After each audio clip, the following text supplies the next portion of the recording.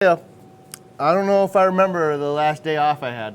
It's been a long time. It's been a couple weeks. Day 9 though, we're wrapping up. They're getting close to the end of the sale. There's like 2 days left after today. I know it's Monday will be the last day of the sale. Big giveaway day. Between doing, like, you guys don't know, but all 29 of those episodes of the 5-minute reef guide we did in like a month and a half. It was just like burning. Poor Dave here gave up all of his days off for a big chunk of period of time. He's gonna get them back later. He's gonna take like 3 weeks off in December here. Yeah, dude, it's been burning, man. Yeah. Waking up every day. Saturday here today.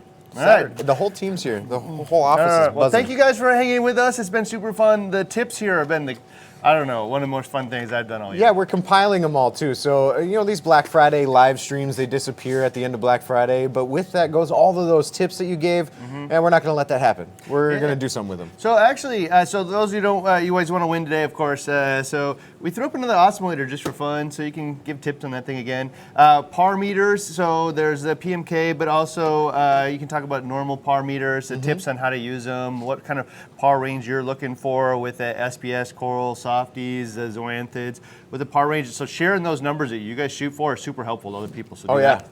And then the DC pumps, and then this guy. What is this deal on this one? Oh yeah, it's today only, and so it's these single-gallon pouches. It's buy 2 get 1 free. So if you're looking for calcium chloride and soda ash in the single-use pouches, you can get 3 of them, and 1 of them is free. There you go. Today's the day for that kind of thing. So we'll go over the deals again, but we got all this stuff to talk about. But in the tips, so to give those tips for those things, and I think we're still kind of messing around what we're going to do with them. But we did the first one.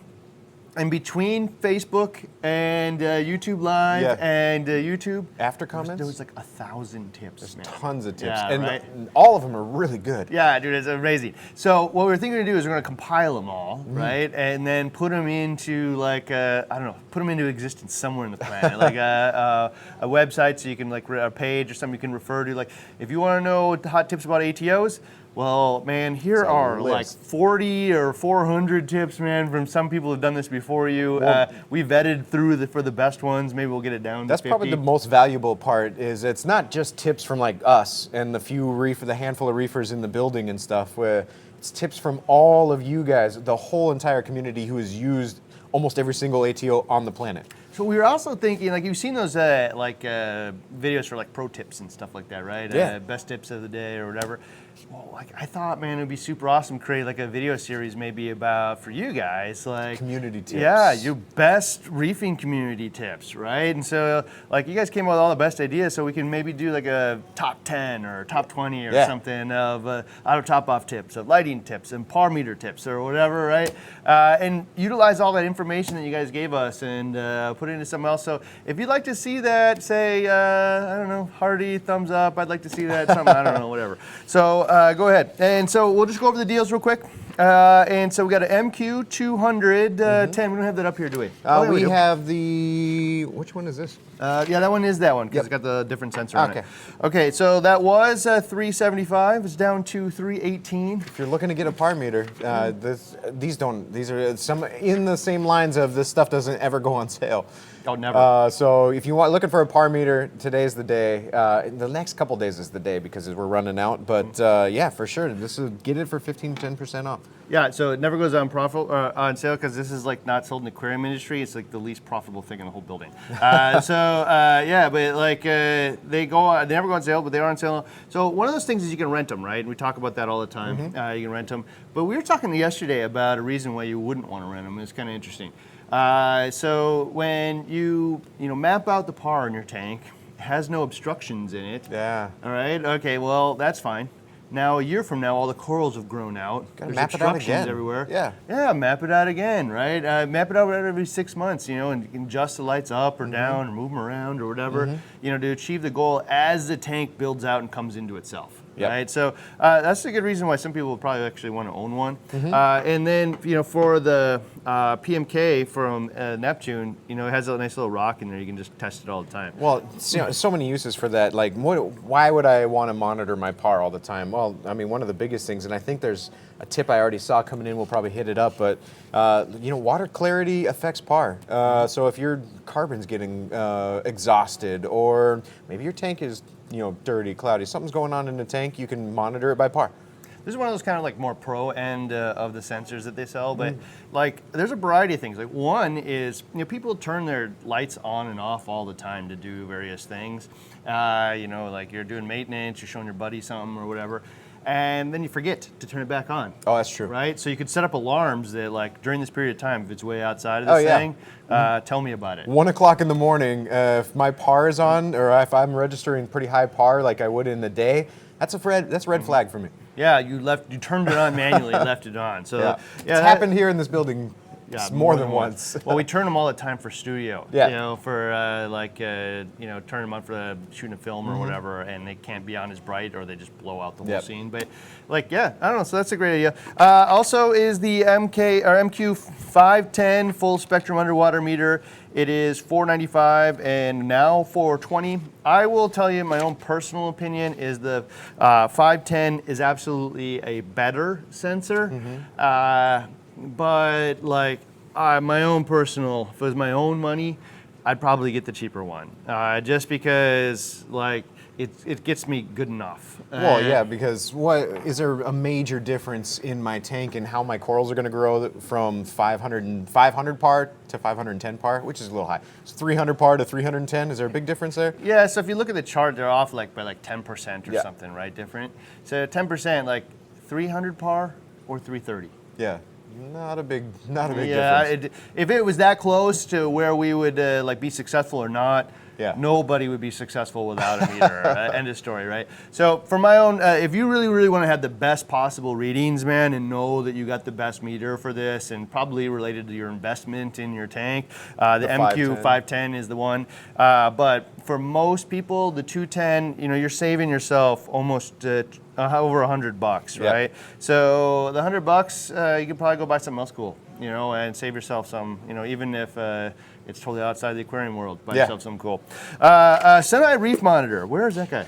We're going to feature that one tomorrow, but I just threw it in there as it is a par meter too, as well as a handful of other things. We're talking about that one tomorrow, so it's not as a part of the giveaway today. But yeah, so that thing is $209, it's now $178, right?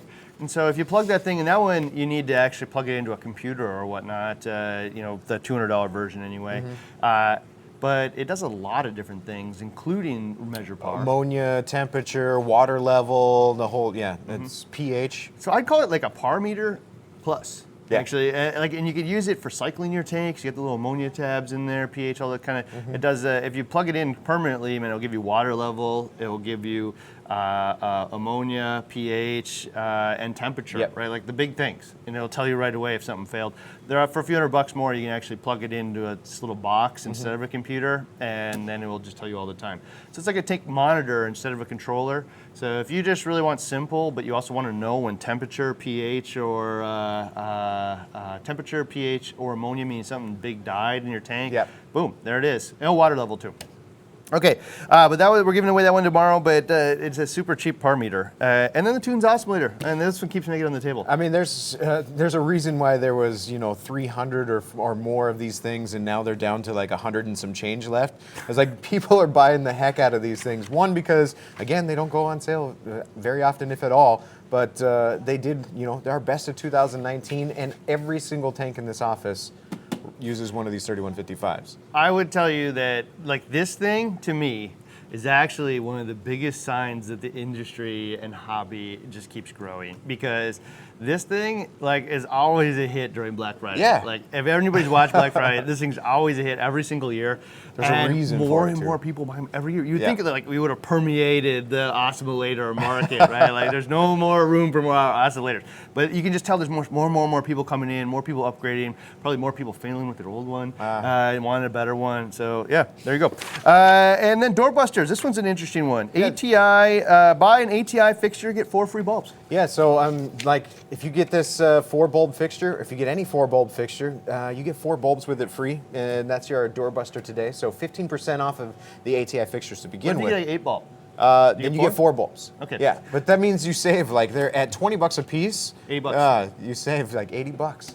Yeah, that's a pretty good deal, man. All right, so like ATI fixtures, like again, if you just want to plug it in the wall and know that you're successful, ATI is your guy. Yeah, those Reef Bright LED strips are my favorite to outfit this with. Oh, yeah. For some shimmer and some LED, contrast in the Upgrade later. tank.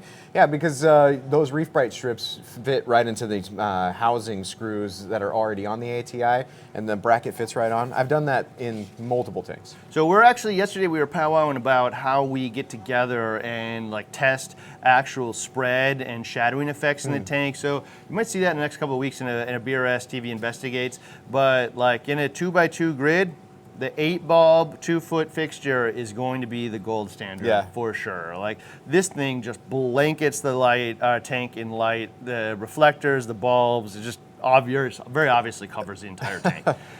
You don't even have to measure it. You can just see. Obvious. And then just adjust par by raising it, lowering it. I mean, or you could get the dimmable version too, and dim the T5 bulbs. Yeah, awesome.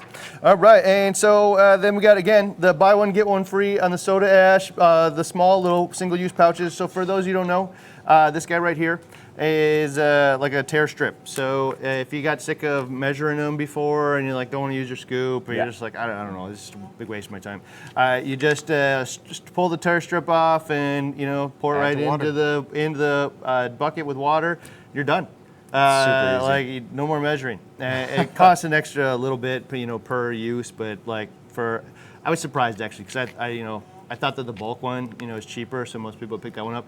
Actually, most people pick these up. Yeah. As soon as they came into existence, they became the number one, like almost immediately. Ease is priority. So yeah, but today they're probably cheaper than the bulk one. Because you buy two, get one free. Does that like go infinite? They have it scheduled for today only. No, I mean like if I bought 4, do I get, or if I bought 6, would I get 2 free? I don't know. That's a good question. If you put it in your cart, like 2 it'll of them should probably be tell free. you. It should show you 2 free. Maybe one of the social guys that's watching can chime in and tell everybody if that is the case. But like now's the time to stock up. And there's probably lots of tips that you guys have. Almost everybody has used this in some way or shape or form, 2-part dosing. So we definitely want to hear those tips.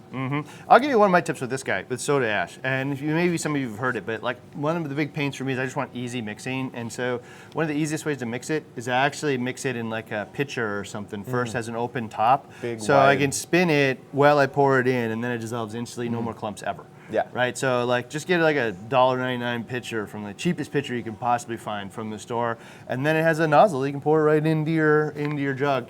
So ease of mixing, because kind of trying to get that into a jug sometimes is a little bit of pain in the butt. Funnels work, but a lot of times people get some clumps in the bottom, so you have to put the jar in a warm water bath and wait for it to dissolve a little bit. So just a lot easier if you stir it up while you're adding it. All right, and then we also have 15% off of the Sicce SDC pumps, which also never happens. Well, these are limited stock too, because I've just went and looked at the ones that are on Doorbuster, and there's one size that has only 2 left, one size that has only 12 left. So these things are flying. Well, gone. So this is there's actually a skimmer version of this, and like I know some people that are toying with making skimmers out of these things, because Sicce is like, the one thing I like about Sicce is Sicce does pumps. And they do it really well. Yeah, they're an Italian-made pump company, does pumps. Like, stick to what you know. Stick to what you know. You're not going out there. You're not going out to the Asian trade shows looking for whoever makes the cheapest one, then put my sticker on the side of it. Like, no, we make pumps for a living here, guys, and we've been doing it a long time. When you can even tell when you look at a lot of skimmers out there, some of the skimmers that don't make their own pumps, but they make the skimmer bodies and everything else. Sicce. They use a Sicce pump. Yeah, there's a reason for it. Yeah. There's a reason. Yeah, so like basically everybody's gone through all of the cheap versions of skimmer pumps, and they got sick of doing warranty. Yeah. End of story, right? They got sick of being plain warranty and having them fail. So I shouldn't say all, but many of I would say of the good, better, best kind of tiers. The cheapest available option that works still uses like no-name pumps out there. Better being that one that like most people end up getting, like the mix of quality and price, which is reasonable, but has a lot of features everybody's looking for. Longevity matters all of a sudden. Sicce pumps. You see them in the eShop skimmers, the Vertex skimmers, the Somatic skimmers. Yeah. What else do we see them in? Oh, you said e-shops. Yeah, you see them all over the place. There's a lot man. of them. So, the Red Sea. Did you say Red Sea? Yeah, Red Sea Red uses Sea has even has big a companies like Red Sea have gone to them. And Red Sea can make pumps if they wanted to. They make lights, tanks, and a whole bunch of other stuff. They just chose Sicce for their pump. Yeah, there's a reason, man. When even the big guys go there. So it'll be interesting to see this thing probably show up on a protein skimmer in the future. And right? I like these two because the Sicce DC return pumps that are on the Doorbuster, Wi-Fi controlled. So I can control it from my phone out of the box. Yeah, I don't need an additional controller or a voltage port or anything. I plug this in and I'm. You know what else is kind of neat is a small form factor. It's pretty small. Right? So it is very small. So anyway, so there is. I mean, return pumps. It has definitely been the season of return pumps. Like everybody was kind of chiming in on this one. Oh, last and the Freebie. Yeah, the Freebie. This is pretty cool. Neptune got with us on these ones. So we have Neptune systems and BRS wooden coasters. There's BRS. There's a set of 4. They're really nice. Neptune. So that's pretty cool. I'm gonna bring some of these home. Yeah, I might already have some in my house. Oh really? Man, bam! I want to get one. This is cool. Yeah. So that's free. That's free with a $400 order. $400 order. Buy a Neptune. By the way, you always got to put that stuff in your cart, right? So like it says up top. Some people miss it, but you got to put it in your cart. You can. What's that note he's putting right there? Buy 2 get 1 soda ash. Yes, it shows our 2 are free when you get 6. So it's it's perpetual. Infinite. So it's like basically 33% off. Is that the math? Yeah, sure. Yeah, something like that. So like the cheapest deal overseas, it probably makes the bulk one the same price as this one, and now you can buy buy a dozen of them. Probably got your whole year's worth. Yeah. And then you can just do the tilt tear strap. And a note on that, because Social was telling me this morning that some people want the coasters, but they're not making $400 orders. You can get them individually too. Oh, you can buy them? Yeah, like $29 or something like that. Oh. So, but there is a very limited stock on this one. Oh, really? Yeah, we didn't order a whole bunch of them. So like if you want it. This is very cool. The little box that it comes in even is pretty cool. Nice. So wood. for $30 you can buy this thing, or you can buy something and get it for free. That's Sweet. cool. Right on, man. All right. All right. So hopefully we'll get some tips in here today, and we released the schedule. Oh, I didn't ask Dave. So I'm gonna ask Dave real time right here and put him on the pressure, man, like on the spot. So this is what we're thinking, Dave. You already said yes to me. So Monday we are gonna go at 11 o'clock. We're going to release all of the winners to Reef-A-Palooza, right? So, Dave, can you be here at 11 a.m.? Yes. All right, again. So, Dave, at 11 a.m., we're going to give away all the Reef-A-Palooza winners here. There's 8 in there right now. There's only 2 more left. So that's 16 people that are going. Somebody and their buddy, or spouse, or friend, or whatever. Or child. Or child. Take your. We haven't even mentioned that. That's terrible of us. Bring your kids, man. I love that. And so, so these people are coming. All you gotta do is be Preferred Reefer, have something in your cart from the last 30 days, or buy some. And then Monday. at 3 p.m. no, 6 p.m. I think it's. Oh no, man, I'm forgetting. 7 p.m. I think. So can you be here at 7 p.m.? I can. Okay, Dave's gonna be here at 7. All right, 7 p.m. Monday. We're gonna give away all of the stuff on the table. Ooh, right? for your tips. Yeah, so at the tips. And so we're actually going to send out an email on Sunday to get the exact times for sure, so keep an eye out for that email. But I think it's going to be 7 o'clock that we're going to give away all that stuff. And then at 10 p.m., we're going to go through and give away the $10,000 worth of orders. So all the stuff you guys have ordered during the sale, or just the stuff that you put in your cart. There's a lot of cart winners. Maybe you wanted one of these things and you put it in your cart, but you got $500 hopefully of stuff in your cart. Up to $500 for the orders, whatever, $10,000. We're going to do that at 10 p.m. Dave, can you be here at 10? Why not? There it is, Dave. Dave's going to be here. It's going to be a late night, man. So Dave just signed up. All right. I didn't know this, man. But This just in. last day for the Ecotech AI. Whoops, this slip went. All right, well, you just hand it to me, man. We read it live. That's okay. We have to have cheat sheets. This stuff is hot off the press, as you can tell. It's in marker. Last day for Ecotech Vectras. So, the Vectra return pumps that were 10% off. The Nero 5 Wow, also. that boggles the mind. You're going to miss Cyber Monday? Oh, man. Okay, well, last day, Ecotech Vectras and AI Neros. Get it? So if you want to get a Vectra or a Nero at discount, which literally happens I guess 2 days, man, the whole year. It did. It started yesterday and it's ending today. Yeah, so if you want to get an Ecotech Vectra or a Nero at a discount, like here it is. Yeah. Two Little Fishes is today's last day? So Two Little Fishes, Or it goes on today? Two Little Fishes starts today. So the Coral Revive, so your salt mix, the Accuracy salt mix, probably the biggest one is the Acro Power or something like that. I bet you tons of people are looking to get Acro Power. Two Little Fishes on sale today. Go check it out. How's the press been? They didn't explain this very well. Like, last day for these, but the Two Little Fishes actually goes on Started today. which is the weirdest thing too. Like you missed Black Friday. It started after, I don't know. And the Clara C. So the Clara C is like a roller mat, Yeah, right? it's a roller mat that fits in your, I believe it's the one that fits in your filter So cell. that's the last day for this one too? Or that's a clear. Or is it the first Or day? it started. I don't know. Hey, Jeff, better notes. All right. We'll have Adam. Adam's watching the live stream on First Facebook day, and last day YouTube. doesn't matter. Get it today. Get it today. So if you're thinking about it, don't wait. There's only 2 other days after today to shop anyway. There you go. All right, so here, let's set up some tips. All right, tip time. Let's see where we start. Let's start with the Tunesy Osmolator with Garrett, who says, turn it off while you're doing tank maintenance, like a water change, and then when you're done with the water, let's see. When you're done, when the water fails below the sensor, it's going to start filling with RODI water. This could cause a huge fluctuation in salinity. So basically, make sure you power your ATO off when you're doing maintenance and a water change. It does squirt a few cups of water in there. I don't know, a huge fluctuation, and it will, evaporate over the next day too. So, but yeah, definitely, especially in a smaller tank, it matters more than a big tank. Yeah, I've got this little 8-gallon cube on my tank, and I have the Tunesy Osmolator on there, so when I do a water change, when I plug my ATO, my osmolator back in, it does have a runtime for a while, and I always stop it. Because in that little tank, it probably pushes just a little much more than I want. Maybe he's also getting at the fact that like literally it's just going to keep filling. It will keep filling if you don't shut it off. Doing your water change, yeah. Okay, Absolutely. Absolutely. Oscar says, tip, always put the ATO sensor away from the light so it doesn't grow any algae, which could probably cover it up and then throw the sensor off. That's a great tip. I actually had that problem when I had an oscillator on a hang-on because I had to put on a tank that had no sump, rather, because I had to put it up inside the tank, So and it definitely grew algae on it. Yeah.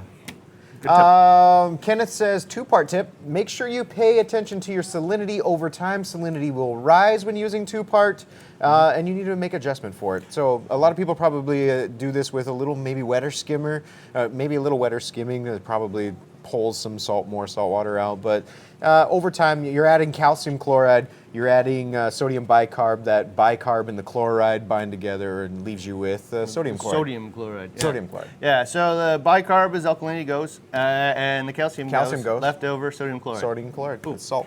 Yeah, so it will raise over time with 2-part, but most people's normal water change system or schedule will account for that, right? Yeah. If you don't ever do water changes, any 2-part out there will raise the salinity, all of them. Yeah. So you just always have to keep that in mind. The one that doesn't, is a 1-part. Yeah, so like a calcium formate type situation. So the Tropic Mare and the carbocalcium. Carbocalcium and the Alpha Reef both won't actually raise salinity. It's 1-part.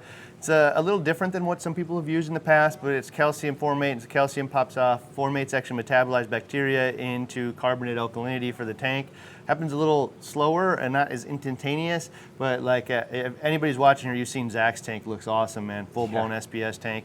Our LPS tank, and the ULM uses it too. And you know what? Also the Zoanthid tank. This is blown out. Oh, yeah. Yeah, we use it on that one too. So 1-part, just one single solution, doesn't add salinity because both the calcium and the formate are processed. There's no sodium or chloride left over. So that is one of the options. Like a calcium reactor is also an option. You're just melting the media. Yeah. There's no sodium, chloride. Kalkwasser is also an option. Kalkwasser, calcium hydroxide. Calcium pops off. Hydroxide interacts with the carbon dioxide in there into carbonate alkalinity, and you're done. So there are options out there, but I would say, I don't know, I'm just guessing here, but 80% of you are probably using some form of 2-part out there. All of them raise salinity, so you should watch it. Great tip. Jeff's Reef Tank says, tip, dimming T5s drastically shortens bulb life. I don't know if drastically. When we tested it, there was a difference, but I don't know if it was super drastic. I'm gonna have to go back and watch that episode myself. I'm gonna actually. I think so. Hey, Jeff, that is one of those things that we've been told, right? Yeah. So everybody has told us that to be the case. Yeah. And so, and this is a dimmable version here. So I would actually go back and watch. We have a video called like dimming, testing dimming T5s. How often do you really need to change your T5 bulbs? Yeah, I don't know if that one's, is it included in that one? I think so. We definitely did an episode on dimming it. And what I found actually is they last longer.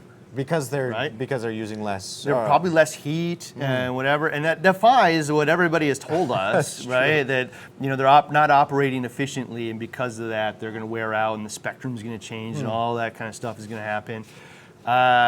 We did like a couple years worth of use on the bulbs, and none of that stuff happened. In fact, it actually worked better than the bulbs that were running at 100%. So.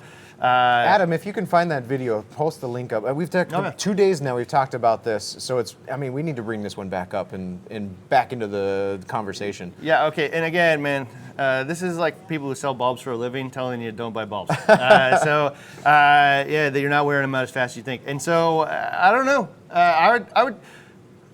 It's like there's so much stuff in our hobby where. Like if enough people just tell us, it just becomes fact, right? And so I just believed it as fact. I thought the exact same thing for the longest time, because that's all I ever heard is that over time you'll lose your spectrum will shift on your T5 bulbs, your par will drop on your T5 bulbs. If you dim them, I had a dimmable version ATI 8 bulb, and they said if you run it any less, then you're shortening your life. You're gonna have to change them like every 6 months or something like that, because they're just gonna die faster. And that's all stuff that I just took for granted. I took as truth because so many people were saying it across the forums and things like that. But nobody ever really tested it. I'll just say, you just kind of like perception, right? Yeah. So I'll just say like plausible theory is so often like exchanged for fact in our hobby, right? Yeah, you would think that would be the case. We don't have that many people testing stuff, right? Like it just isn't like, and like even the few that are like limited resources, right? Even with us, man, like how many bulbs we had to run them for years worth of use just to get that test. Like that seems to me crazy thinking about it. Like the amount of effort that went in to make sure that we don't sell more bulbs. It just kind of boggles the mind. Bob probably didn't agree much. No, for sure no. Like what are you insane? Like I don't know. You just gotta do the right thing, man. Yeah. I don't know. So. Plausible theory here was if you operate them outside their right range, they're not going to last as long. Sounds good. I'll repeat that to other people, I guess, because enough people told me. I just don't think it's true. So Jeff, man, thanks for bringing this up because, and I would encourage everybody to go watch that video if you want to watch, if you're interested in even how long your bulbs last, or whether dimming them actually hurts them. There's videos on both those things. Hopefully, somebody social will link to those things so you guys can see it. For sure. But thanks for the tip, man, because it actually resurfaces a conversation and make sure that we're all spreading like the most accurate information possible. Yep. Let's see. Oh, here's a cool one. Yeah, Carrie says, shout out to Mark on the BRS help chat. Spent hours researching pH probes, and he answered the questions within minutes. So thank you very good much, job, Mark. Awesome. Right on. Lynn says, don't change your bulbs all at once. It will shock your corals. Switch out one bulb every week or so at a time. So there is a 30%, well, within the first few months, there was like a 30% difference in par from the bulb. 15% in the first few months, and then like another 15 over the next 18 months. Yeah, so 30% altogether. But yeah, 15% difference in par might shock a few corals, I guess. Yeah, I would say all the corals that are on the edge, right, already, are not going to like going from 200 to 260, right? Or 300 to whatever. It's just not going to like a 30% increase in par. Will they all die? No, but that's not the standard that we want to have. We want to not provide the most stable environment possible. So that's a great tip. Change half of them, and then next month change another half. It's also a great tip if you're, money conscious or change conscious. So buying like 8 bulbs at once, that's a big undertaking for a lot of, and they get more expensive as they get bigger. So if you got some long fixtures and you don't want to spend $100 and some bucks on 8 bulbs at once, do half once and half the other time. Well, if you care about the team here at BRS, buy them all at once because shipping those things is so they're the biggest loser here. They break and getting those tubes and stuff. So buy them all at once, please. But really, you can do whatever you want. But but changing out like 2 of them. They usually are on a channel of 2. change out 2 of them at a time is a great thing. Then I'm only going to increase it, 10% or something. Then next month another 10 or whatever is a great way to do it. And it's not like most of them are pretty efficient, easy to do. Slide out the sheet, throw the 2 in. It's a great tip. Austin Brown says, clean your reflectors when you change your bulb. Some RODI water and a microfiber cloth. Yeah, very good tip, because those reflectors get dirty and they just reflect less light. Yeah, so for those of you who know, way back when, you had like a PC bulbs. So that was my first light, and it looks kind of like a T5. It comes back in a tube. Yeah, power compacts. A big old long U shape. And the main reason that those things are actually so less efficient than a T5 is the reflector alone. Right, if you think of this bulb, it's just a round thing, right? If you just left no reflector, man, probably 30% of the light's actually entering the tank. Yeah, right? the rest is going up it has to into go, another bulb. Or reflecting off the surface. The wider the angle, the more likely it's going to reflect off of the surface. So really only like a little beam right here. However, the reflector captures, it's recessed in there, so it's capturing probably 60% of the light and sending it back down into the tank. So 60%, I'm just making that number up, but it's probably greater than 50% of the light comes from the reflector, not the bulb, if you can think about it that way. Shoots up, reflects off that surface, and then back down into the tank. Keeping them clean would be ideal then. Yeah, well, so in that spirit, if they're really dirty, clean one at a time. Yeah. Often there's a shield though in place, so clean your shield and not necessarily all the reflectors. In the case of this guy here, you actually don't want to remove the shield because it's 99% reflective material and it rusts if it gets in contact, or I don't know, it doesn't rust. It clouds over with salt spray that gets on it. And so you don't want to do that. You want to use the sheet. Some of the cheaper ones, actually, oddly enough, the 97 or 6 reflective material, actually don't have that problem. Like the Sunblaze type fixtures or something? Yeah, I don't know which ones exactly, but most of them aren't using the best German-made material, right? But some about those things, the best option definitely needs to not get salt spray on it. But yeah, there you go. Yeah. Right on. Let's take a look here. Ben says, tip, don't touch your new T5 bulbs with your fingers. Oils from your skin can create hot spots and they can wear them prematurely. I wonder if that's worth the testing. That's interesting. Well, I know they used to say that about halide. Yeah, halides, expected to explode. Yes, like the double enders or something like that. Yeah. Yeah, if you touched it with the oils, they'd say that they could actually explode. So it was a big deal to not get any of the oils in your hands on there. I hadn't actually heard that about T5s before. And I've touched a lot of T5 bulbs, getting them in there and screwing them back in and stuff. And I would love to know more about that one, because I have never actually paid attention to that. Interesting. I've always used my hands. Some of these tips that come in just beg for more questions and more investigate. So we also appreciate those too. Right on. For sure. Let's see. More Tank, More Problems says, if you don't want to buy a par meter, you can always rent one from BRS. Yeah. I was doing the math on this one the other day, and I think this is just a gift.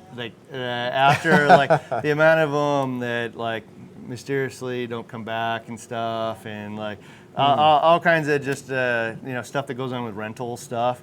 I don't think they're really a profit center, but what it is a really cool tool, man, to use the stuff that you buy from us, right? True. So you're gonna buy a light from us. Let's set it up intelligently. The days of just plugging in your T5s are somewhat gone, because everybody really likes LEDs these days. So let's program it intelligently, and if I could buy $1,000 worth of light and then spend 60 or 70 bucks setting it up to be the high performance machine that I just bought, awesome. That's absolutely worth it. All right, and you could also, buy one and maybe rent it out if you're in a pretty big community. Either if you're generous, borrow it to people, but charge $5-10 or something for a day and let somebody else use it. You get enough people to do that, you pay for it. Most reef clubs actually have one. So if really you have a reef club in your area, they just kind of pass it around. So check that out. Yeah. Thomas Miller says, heating your RODI water before adding the 2-part solution will make mixing quick and simple. So that's interesting, because you always hear, a lot of people hear that if it doesn't mix up completely, if it's clumpy, then add it to hot water or warm water and let it sit in a bath. Why not just warm up your RODI water first? Yeah, that's absolutely true. So having it warm will do that. I will say, though, if you do what we talked about earlier, which is just mix it in an open cup container, which allows you to use again, like a $2 picture. You can keep a spoon and stir it while you pour it in, it'll dissolve every time. And so heating the water is probably a little bit more effort than a $2 pitcher and a spoon. That will absolutely work. And even better, like, I'm glad you brought that up. If you didn't do that and then like you got clumps, the calcium chloride and magnesium chloride and stuff usually dissolve pretty good. But the soda ash, if you just kind of dumped it in there and like watched it go to the bottom, it will form clumps that are a little harder to dissolve. Floating that thing in hot water, so that it gets warmer when you shake it will absolutely help. So that's a great tip. Joshua says, I run a Neptune optical eye to shut off my osmolator in the event it fails. Unlikely, but redundancy gives him a peace of mind. So he's using the full setup of the Tunzi osmolator and probably a Neptune optical sensor just a little higher, just in case. Yeah, interesting. MB says, wear a dust mask when mixing powder additives. Especially kalkwasser, probably. Yeah, if you're going to add kalkwasser to anything, that poofy cloud or the cloud that comes up, don't want to breathe that in. Well, if you use BRS, there's no poof. There's no poof, right? Yeah. So we're using like a synthetic. For our kalkwasser, you're actually using, I would say this is a great tip for any chemical. Like, you don't want to breathe any of this stuff. Yeah. But specifically, I always hated the normal like poofy, talky kalkwasser you get out there. And almost everybody was getting it from the exact same place, right? There's not that many manufacturers of it in the United States. And it's all just kind of like mined material. It's limited processing. The stuff that we get is ultra low aluminum grade material that's actually designed specifically for baby formula. Right? Like standards are totally different than for your fish tank, right? And actually, if you go watch we had a video where we sent it all into like a lab for real ICP testing, pretty expensive stuff. It was actually ICP MS, so like the next step past OES. The OES, yeah. And I mean, like, zero aluminum versus like sky high, right? Like you can see a whole variety of like where this shows up in the purity standard. But more importantly, it is like a free-flowing material because it's been synthetically processed. It's a free-flowing material that doesn't poof in your face when you inhale it. And like, I'll pay $1 just for that. Oh yeah, like, I've and gotten it might a lot actually of that be in my cheaper face. than the other. So like, I'll save $1 and have that. Is actually the thing. So yeah, but definitely wear a mask, man. Like these are chemicals, and nothing of that stuff is good for you to breathe, especially kalkwasser. And gloves are actually a great idea too. Even if it doesn't like burn you on contact, it's still not good for your skin. Yeah. Aaron says, tip with exclamations, when using an Apogee par meter, you need to use a math formula for the correct par. The formula is found at the website that he put there. So there's a calculation that you can be more accurate with. Yeah, so you can use some of that stuff. And here's the thing is like, yes and no, right? Yeah. So you want the most accurate number because like, everybody wants accuracy, right? But I also actually, in a community, I want to use the number that everybody else is using. Yeah. So it's not important that I got 350 par. It's that the community has come to the conclusion that 350 par is right. So if only one person in the community is using the math on that, actually I want to use the numbers that the community came together with. And so there's different tools out there again. And so you could get the most accuracy, like if I know, because science has told me 362 is the right number, then accuracy counts. But if any range between 250 and 350 is okay, I just need to be close, right? Yeah. So I'm really interested to see like that math there, like how close or how far off it gets you. But well, I mean, Aaron brings up a good point here too, because this goes back to another Investigates test that we've done, where we tested the par meters and we found this difference where it's over-reporting on some and under-reporting on the others, to where we found that they weren't as accurate as you would expect or would hope for. But in the end, like you said, it doesn't really matter. Okay, so here's the thing, man. I mean, these meters, and like you can get just totally lost in all this, or you can just accept good enough. Is so much better than no knowledge, right? And so what you get lost in is there's like this little square graph, right, that like shows the spectrum. Yeah. And what it shows is like the blue part, which is important, the most important. The cheaper model actually doesn't read the blue part, the very edge of it, as good, right? And it like under-reports the numbers, right? However, it actually over-reports all of the white spectrum, right? And the yellows and And so we measured this thing against the Lee-Core, which is like a multiple $1,000 meter, right? And freshly calibrated and everything, and reads all the stuff as perfect as possible, or within reason anyway. And actually, this one was actually closer. And if you measure just the blue LEDs, you'd be the most far off. Yeah. But if you measure the way that somebody actually runs a tank, which also has like the other spectrums in it, and it over-reports that but under-reports this, it actually kind of balances out. Yeah. Right? Whereas the other one that measures the blue spectrum perfect, the MP10, or not perfect, but better, or MQ510, it does the blue end better, but actually under-reports the other stuff. So it was actually, in the end, against the Lee-Core, which is what we use, it actually was a little less accurate than this one. And it's not accuracy because all of them are under-reporting, over-reporting something. Yeah. But the net result of a full spectrum tank Is a wash? it's so close, Yeah. man. I don't know. So like, I think sometimes when we just get totally lost in like the most nerdy aspects, and you see like, oh, it's missing the blue, man. The blue part's the most important. Yeah. Yeah, but when you start measuring it, and we did an investigates on this actually, where we tested the different par meters against each other. So you can go watch that and decide for yourself. So like, watch the readings and say, well, that's the one that I want to get. It's best value for my dollar. It goes back to, I love when we bring up a lot of these topics that just rehash stuff that the conversation again. So we get to talk about it all over again. So we really appreciate that, Aaron, for sure. So the one thing I just to say is, again, I want to repeat this one part, is like, if I'm going to try to emulate what you do, right, then like, and that's what most of us are trying to do, is find a pocket of par that some people out there have been used successfully. It's more important if you use the formula there, or the most expensive meter or whatever, and I'm trying to emulate you, I should do that. Yeah, you should. If you aren't applying the formula or aren't using that meter, I should just use whatever you were using and try to match that. That is going to get me better results than using this different tools and different methods, but the same end number, which actually won't be the same. Yeah. Right.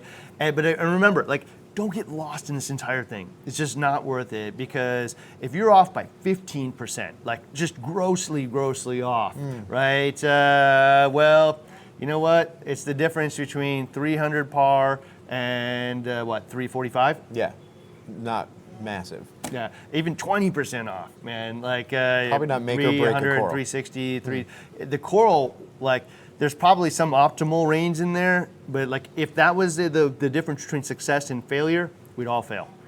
Because people are not using par meters. Like 90% of you are not using par meters. You're just kind of doing it to the eye. And still having success. Yeah, still having various degrees of success. Yeah. So like, it's just to get us close.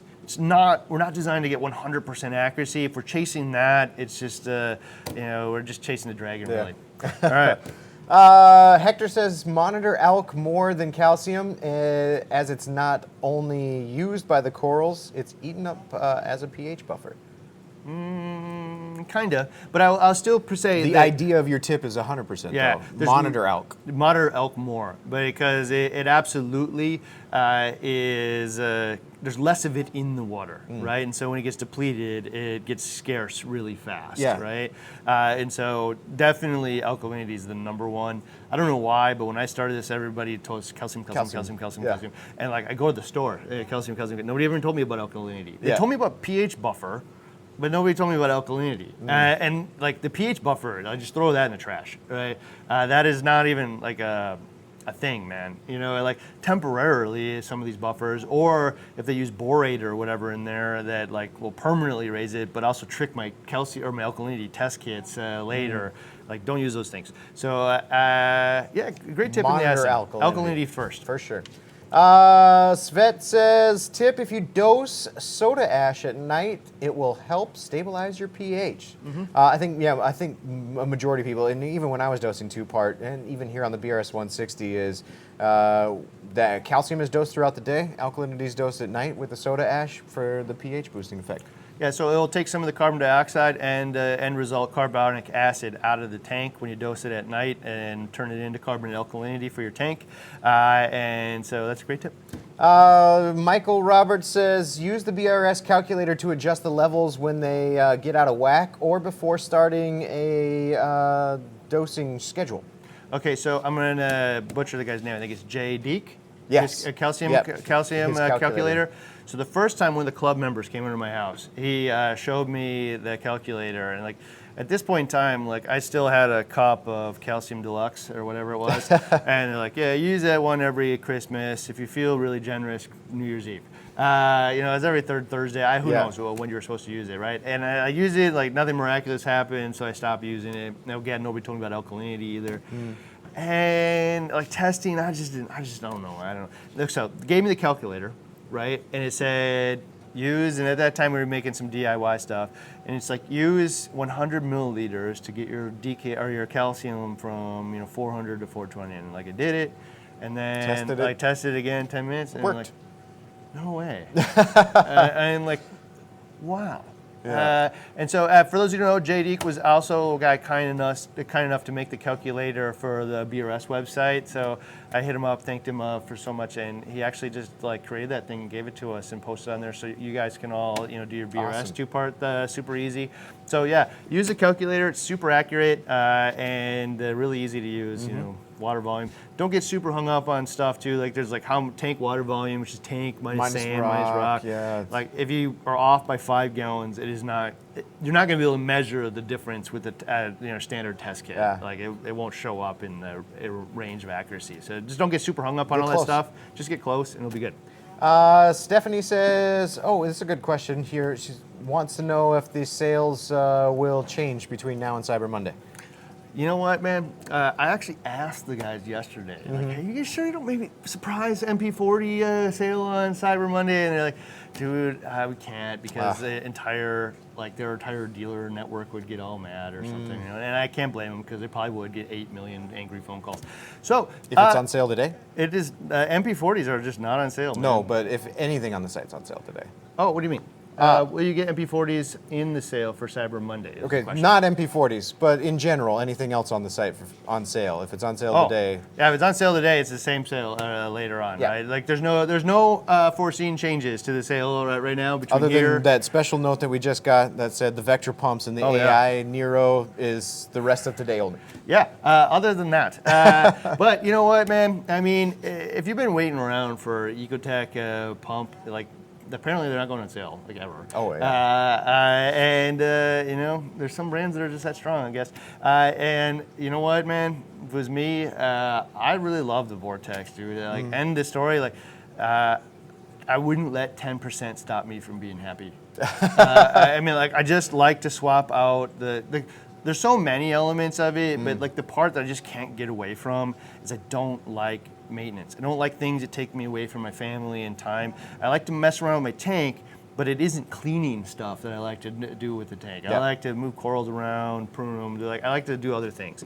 And so cleaning pumps is not the thing. So to be able to just take the pump out, soak it in some citric acid, and put the wet side back in, or even buy extra pair and swap them out, I wouldn't let the 10% stop me from being happy, man. So I don't know why they didn't go on sale, and I really tried my best for you. I put in even a last excess request last night. It just couldn't happen. So here's the thing, dude. If you want to wait a year, I am definitely going to bat, man. Like next year, I just can't let this happen. Yeah. Right? So if you want to wait a year, you can get 10% off your Vortex in 2020 November. 2020. Otherwise, man, they are what they are. So sorry about that. Tim says, never run an ATO without a siphon brake. Oh, that's interesting, yeah. And a lot of them come with it. So like the Neptune ATK comes with a siphon brake that you install like in your ATO reservoir or where have you. So especially for those, so I ran into this problem a lot. And we see, when I was a customer service, we got this phone call a lot. Like my ATO won't stop pushing water in my tank. And a lot of times it was my 5-gallon bucket reservoir or whatever I'm using for a reservoir is on the same level as my sump that's down in the bottom of my tank. And my hose goes into the sump. So typically the water level in my reservoir was higher than the output of my ATO. So after finishes pumping, the pump shuts off, it just continues to pour. Okay, so yeah, I've actually seen the reverse happen too, is if you have like without a sump, or if you have the ATO going into the actual tank, and if the end is submerged into the tank, when the thing turns off, it siphons water backwards, down, right? But the big thing that most people have is they have a container taller than their sump water level, and so once it starts to siphon, it just keeps going. So you can put a siphon break in there, just a hole, but it's like, especially if you're using kelp washer, the hole can get clogged. Yeah, and I mean, this is really easy if you want to, it's a really cool DIY, easy DIY. You take a 1/4-inch push connect union, because a lot of those fit into those 1/4-inch push connect tubings, and then you just drill a hole in it. So that would be a siphon break. That little hole could get clogged though, so just be aware. Another option is actually to like put like a tube or something in your sump that's taller than the 5-gallon bucket, and then have it go into the pipe, right? And then like it stops. Now the water level's higher, and it'll go back into here. Yeah, so it's not spraying across your sump or causing salt creep and splash when it's pouring in. You just get a little like a 1/2-inch PVC pipe or something. Yeah, 1/2-inch PVC pipe, and just have it go right into that, and go into your tank, and then you're gold. Golden. Right up. Nick Johnson says, when changing bulbs in a T5, be sure that the power is off and don't touch the ends of the bulb. Solid tip. Yes. Anytime you're playing around with electricity, water included, shut it off. I agree. Trent says, for tip for the coasters, keep the glass on top of them always full. Bam! Solid tip. I mean, that's the one to beat today, right? Awesome. Great tip, Trey. Josh says, when using an ATO or osmolator included, don't plumb it directly to your RODI unit. Use a smaller container and or use a smaller bucket and refill. It will fail at some point, and 5 gallons in your tank's better than hundreds. Yeah.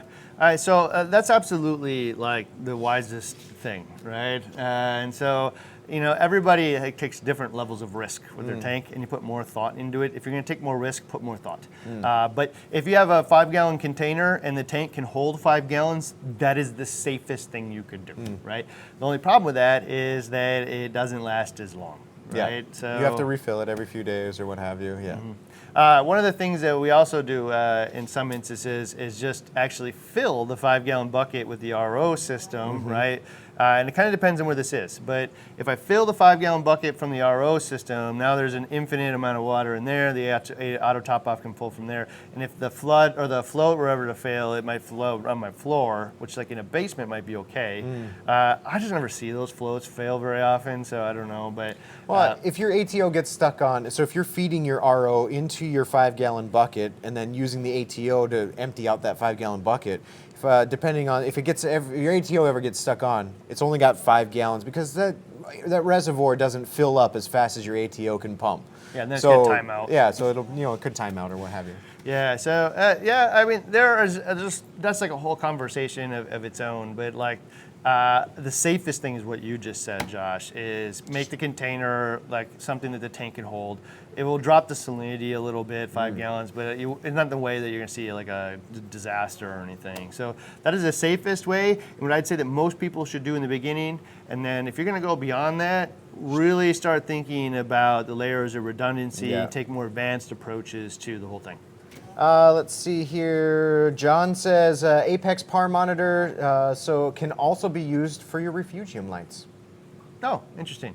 You could play around with the PAR in your refugium lights. One of the things we never got around to doing, we actually built a contraption for this, Oh, yeah. is to put a tube with a light on it, right? And then put the PAR meter down underneath it, and then just monitor that all the time. And in that tube, if the PAR ever goes down, what you're probably going to see is the water got yellow. And it's an indication, man, your water's getting polluted, fix it. And like, instead of like always trying to like do that bucket test we talk about, or like looking through the glass or whatever, like I know I lost 30% PAR because my PAR meter told me. And then I can use it for other things, but while when I'm setting up my lights, when I'm done setting up my lights, this is a kind of a cool contraption to go try something like that out. Yeah, for sure.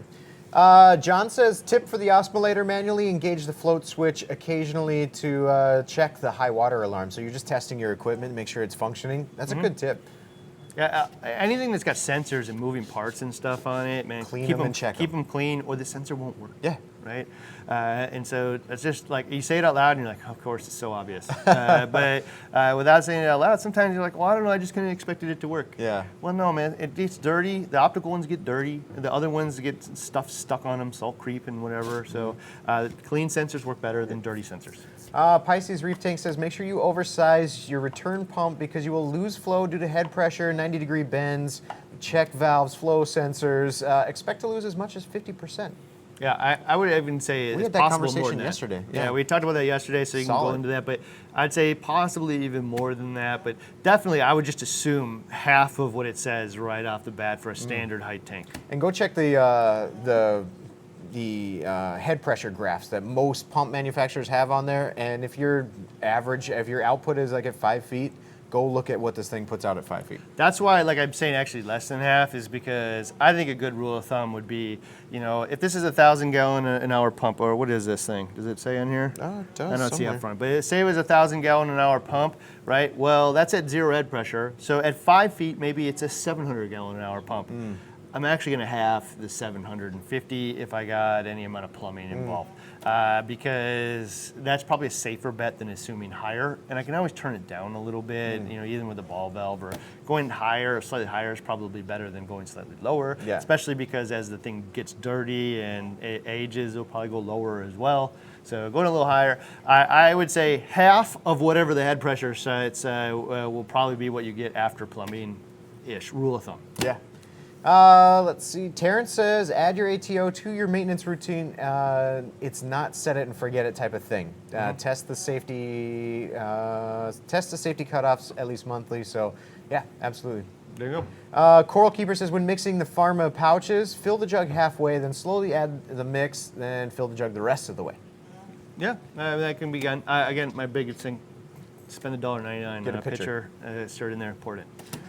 Zach says, when cleaning the pump, use citric acid instead of vinegar. Vinegar tends to be more aggressive, causing magnetic failure and causing corrosion. I think this was an investigates idea test that I was thinking about the other day. It's citric acid versus like acetate acid. Yeah, so I don't know, I'm not going to get lost in the science, but like I know some people on the forums have said that the acetate acid is like allowing a negative charge or something, ion, through the plastic, and it gets to the magnet, and then you watch the magnets like explode and corrode if they've been soaked in there too long. You know, that's at least the working theory at the moment. I will also say it's a working theory. It'll be interesting to see if that like actually proves that to be true 100%, right? Because I've also seen them just explode in tanks that don't get never soaked them. Like the smallest little seal that breaks in there, and all of a sudden they tend to like corrode. They get exposed to air at all. So I don't know, maybe. I would use it anyway. I like using citric acid anyway because I've done vinegar for the longest time, and vinegar stinks. And it gets on my hands. It's in everything. It's just vinegar smell everywhere. So citric acid smells better. like oranges. Yeah, it does. You know, to be honest, it really doesn't matter because they're both super cheap, and I would just use the one that doesn't have that possibility of doing that to your expensive magnets and pumps. Just skip that whole conversation. Let somebody else prove it out, right? Who cares? Because they're like not really that much difference in price. I'd say the vinegar is probably a little bit more readily available, but like buy a bag of the citric acid, it'll last you forever. This is one of my favorite tips that I haven't seen yet until now, and that's Canelli Wilcox says, shake the Toonsy ATO pump underwater to help prime it the first time when it's on. Especially, big tip that I've learned, it took me a while to figure this one out because otherwise I was kind of turning the pump upside down to get the pump to prime. If you run your ATO reservoir dry, you have to reprime the pump. And you can either go to the end of the hose and suck on it when it's turned on to get it going. Best way is refill up your container and shake it up and down, and it primes the pump and kicks water out. Get the layer bubbles out of there. It's awesome. Right on. Good tip. Julie Carter says, Ryan, how's your Reef Savvy tank coming along? Your 360. Right, I showed a picture of my tile floor today, and so like the tank kind of got put on pause for like a second. There's still stuff going on in the background. My sump showed up actually this week. Oh, awesome. But I'm having a hard time getting people to build the drain in the floor and like move some of the studs and stuff around.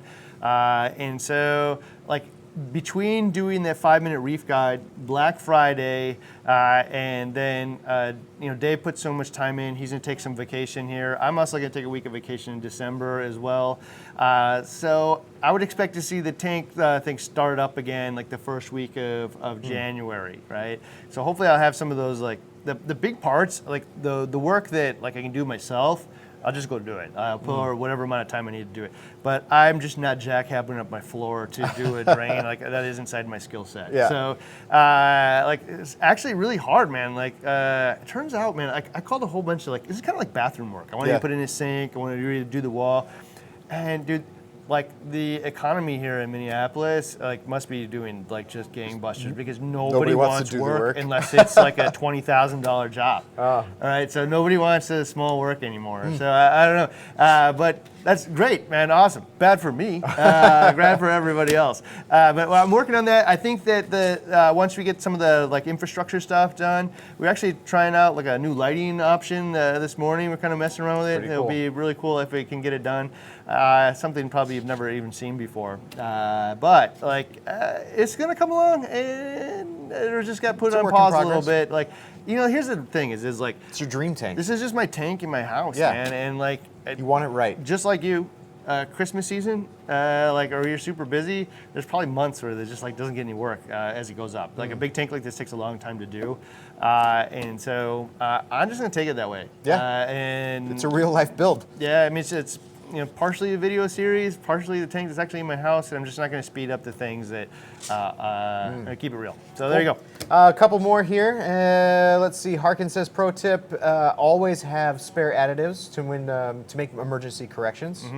Bicarb. Bicarb is the best alkalinity emergency correction, not soda ash, because it doesn't change the pH as much. So have a bag of bicarb. Matthew adds to that by saying, for daily alk adds, use soda ash and then, like you said, bicarb to make big adjustments. I'm gonna go out and say this. Anybody use a 2-part? This is like, I don't make blanket statements very often. There it is. All of you should own a bucket of sodium bicarbonate, not just soda ash. And I don't even care what you're doing. Calcium reactor, doesn't matter how you're doing this. any of them. Everybody should have a bit, and even if you're using like other people's 2-part, like the Triton or all that stuff, if I want to make an adjustment to alkalinity, I don't really want to use that because that's going to adjust all of the other trace elements, major and minors at the same time, and I don't necessarily want to add a bunch of those, right? And so maybe you do, but I don't necessarily. If you want to make an adjustment to alkalinity, like a single bucket or like one of these pouches for $5 or whatever it is, sodium bicarb. Bicarb will probably last you the whole year, and it's the right tool for the right job. It will only change alkalinity and have almost no impact on pH. The tiny bit it does will be super temporary, gone in hours. It is the right tool for the right job for alkalinity adjustments. Everyone should have one. So if you're sitting there like, oh, I'm one of the people who don't, it's $5, man, pick it up. Yeah. Last tip of the day from Taylor says, when dosing caulk with a 3155 or any ATO, keep the pump off the bottom so the fines don't get sucked into your tank. Yeah, we talked about this before. You can also put it in a little container, so it does suck a little bit of fines off inside, like the little cup or something, your solo cup or whatever. Even hopefully something fancier than that. But yeah, you don't want to suck up the calc slurry off the bottom. That's bad news. If you're using one of the lower grade calcs, part of the thing of calc is it settles out all that excess aluminum and all that kind of stuff in your tank. I just don't want to dose that to my tank. Maybe it stays precipitated out in the tank. Maybe it doesn't over the years. I don't know. I don't want to find out. Don't dose that stuff. That's a great tip. Good tip. All right. Well, that's today. That is. All right. So if you want, man, like, we'll just link you over to right here. It will be the link to see all the playlists for all these things. So add your tips to all of them. We're plugging them away. We're not just going to give away prizes. We're actually going to make some episodes out of these things later. I think best tips of 2019. We haven't drawn the best tips yet, so go back to all the days of the sale, add your tips in, so that way you can win that day's table full of goodies. And more importantly, man, like, go pick some of the stuff up, like the $5 soda carb, man. Everybody can do it. Buy 2 get 1. So, get one. Yeah. Bicarb. I don't know if that one is. No, soda ash and calcium chloride. Yeah. Pick this stuff up. Hopefully we'll see you in Reef-A-Palooza. Hopefully we'll give away, draw your name on Monday. But We'll go check out the playlist right here.